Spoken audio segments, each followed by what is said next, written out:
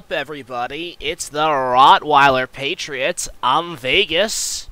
And I'm T-Bone.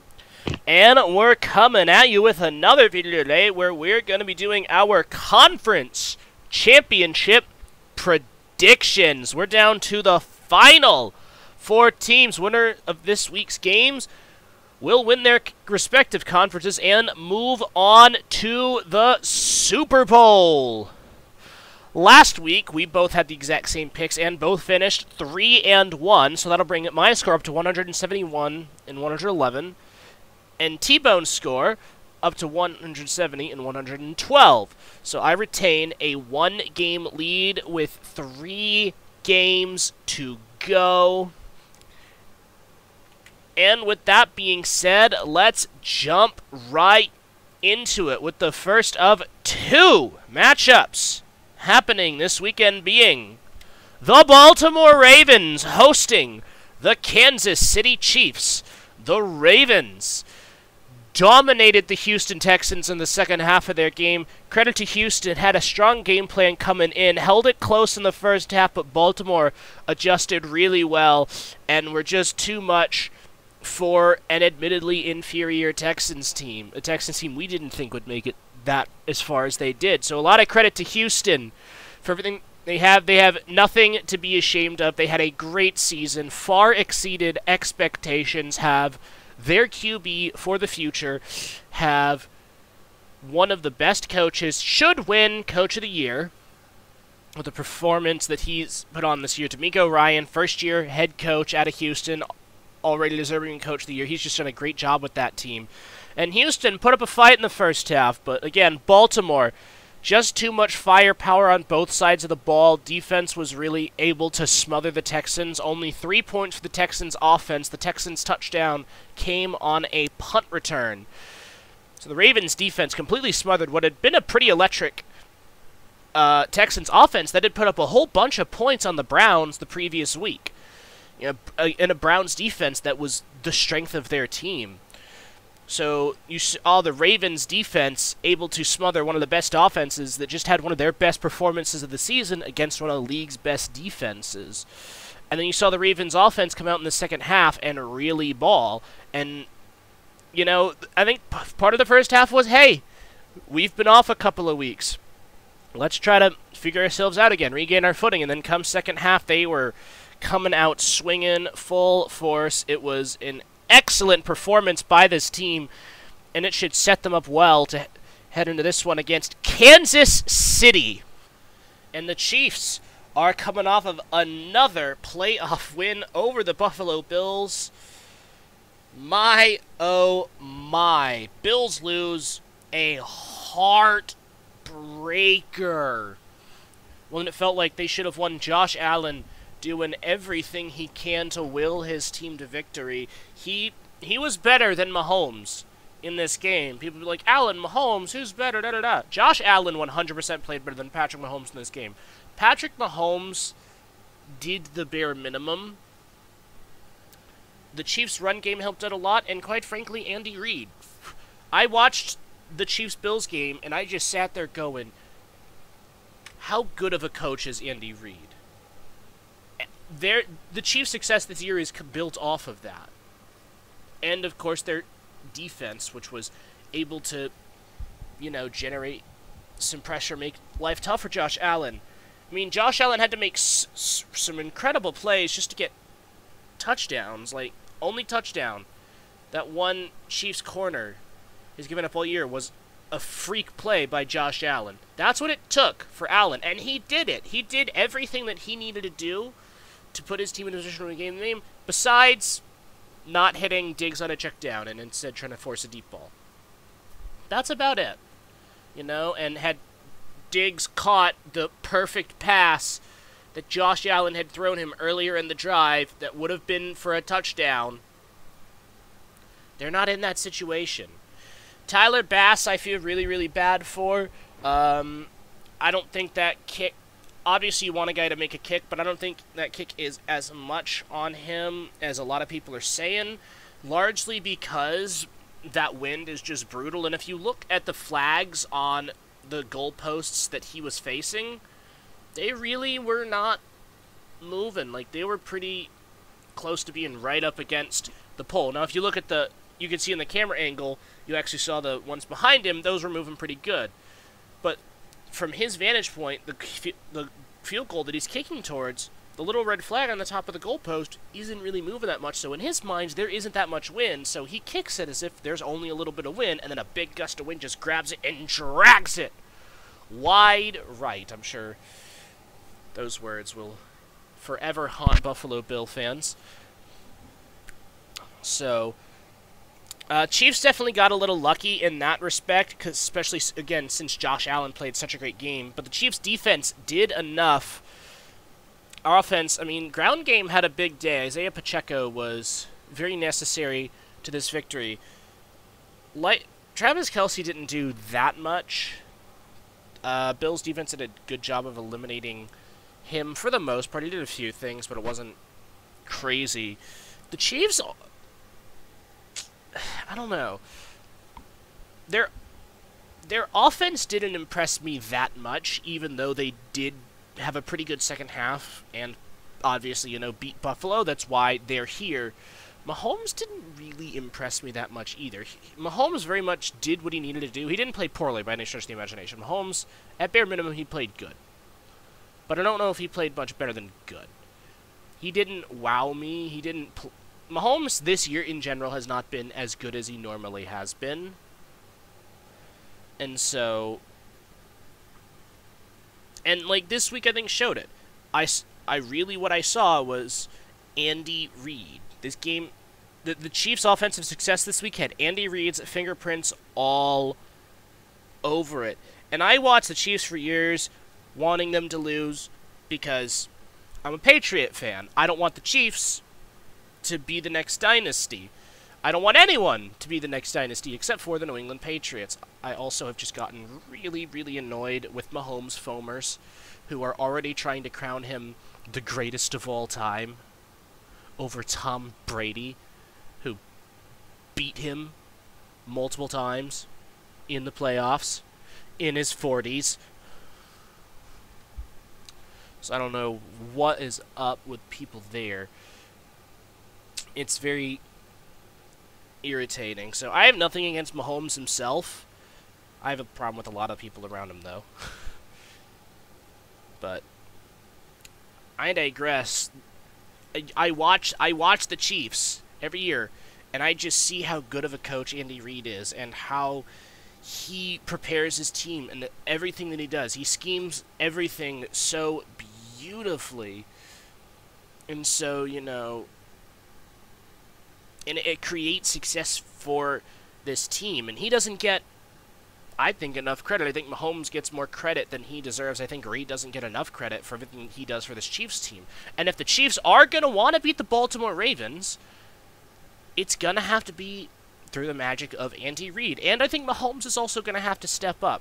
And their defense is going to have to step up to stop a pretty tough Ravens offense, because the Ravens are a team that can beat you in any which way. They have a great rushing attack. They have a great passing attack. It's looking like they're probably going to get Mark Andrews back this week, which would be huge for Baltimore.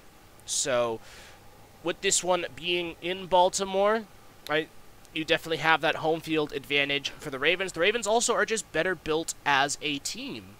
They probably are better on both offense and defensive side of the ball. And quarterback play. Lamar has definitely been better than Mahomes. That is for sure.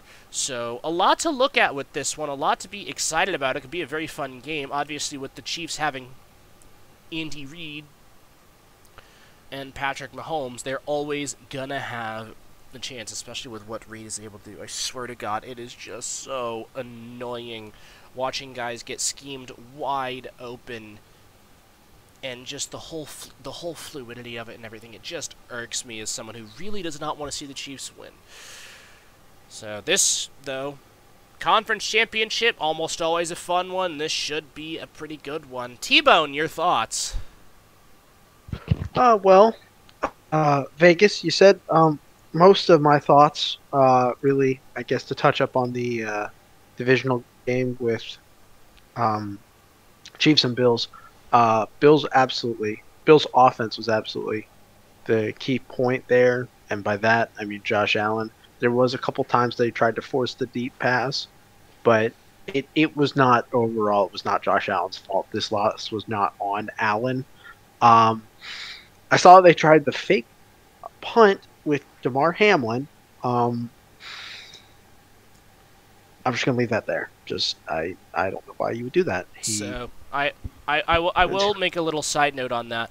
Isaac Punts did a really good video talking about that, and if you don't know who he is, you should go check out his YouTube channel. I mean, it's way bigger than ours, but still, he's one of my favorite guys, especially for the special team side of the ball. He basically did an analysis and said the idea was good because Chiefs had 10 men on the field. The scheme was a solid play design, but the personnel in their punting unit were not equipped with the blocking skills to execute that play design. So it's not necessarily a bad call or idea. It's just purely personnel. I don't know why they used who they did. Because if you put out full-fledged offensive linemen, it's going to look a little suspicious on a punt crew. I'm talking about Damar Hamlin, Vegas. He has played maybe 8 snaps. More of his teammates have tackles than he does have starts on special teams. I don't know why they used him. Never mind. I do know why they used him. I don't think they should have. I don't think it was a Hollywood thing. I think that was actually the design. But we're getting a little off track here. Oh, you say that. Anyways. I didn't get off track. I rambled. I didn't get off track. I guess Chiefs defense is really what was in store this game. The offense was I think Vegas, you're completely right. It is. It was absolutely the coaching. Mahomes will have to step up for this next game. Seriously, the Chiefs quietly made it to the AFC Championship again. Like they quietly did it. So no one was rooting for them. No one had them, as favorites. They just tiptoed their way in. Really, I do think a lot of people. I think Andy Reid is kind of an unsung hero. I mean, he's quite sung, but everyone is seeing Patrick Mahomes, and he's good. He has top 5 potential, I think. But no, Andy Reid he got Donovan McNabb to the NFC Championship, I think 5 or 6 times. Okay, so he's a great-minded guy. So that being said, Lamar is just a leader of men. I like their defense. I like their offense.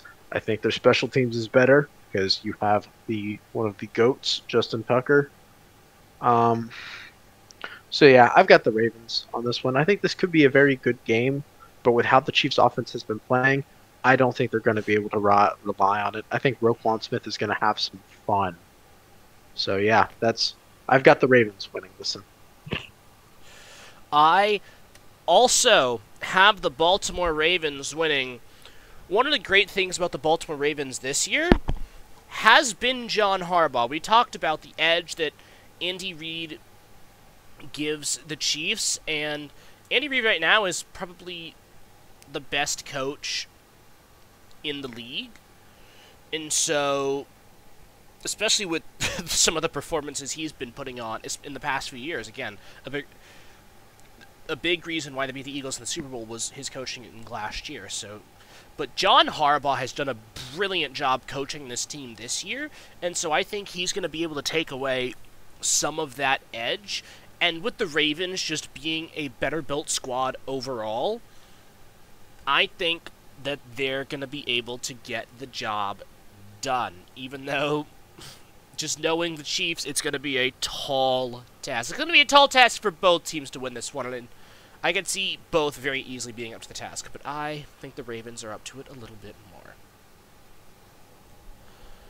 Alrighty, up next, the NFC Championship. The San Francisco 49ers taking on the Detroit Lions. The Niners able to get the job done against the Green Bay Packers. After a shaky start, they were down 21-14 headed into the fourth quarter, but a 10-0 run in the fourth was enough to get the job done as they continue to defeat the Packers in the playoffs. Packers over Cowboys in Jerry World, and then Niners over Packers. Plus Chiefs over Bills, you know? You can't write it any better than that. It's just consistency, baby. Regardless, the Niners, bit of a shaky start, but they're able to put it together in the second half and get it done. Credit to Jordan Love and the Packers for, you know, putting the 1 seed up against the ropes. Unfortunately, couldn't finish the job. Jordan Love had an almost exact replication of the Brett Favre throw for Minnesota against New Orleans in, I think it was 2009. So that's not a mistake you have seen from Love often, and I think he just got caught up too much in trying to make a play, which, you know, that happens to guys sometimes. He tried to make a play he didn't need to make because he thought he did because of the situation, and he made a mistake, a rare mistake. The Niners get the job done, you know. Their defense stepped up big. Niners offense definitely struggled a little bit, but I think a big part of it, though, was Deebo Samuel going down. They had to completely shift their game plan. George Kittle talked about on the Pat McAfee show how, you know, he thought Deebo was going to go for 3 touchdowns, which tells us Deebo was a really, really big part of the 49ers offensive game plan for the week.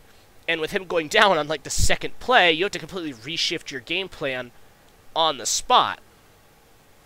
And so they were able to adjust, able to shake off the rust, and get the job done against a Packers team who deserves a lot of credit for everything that they've done.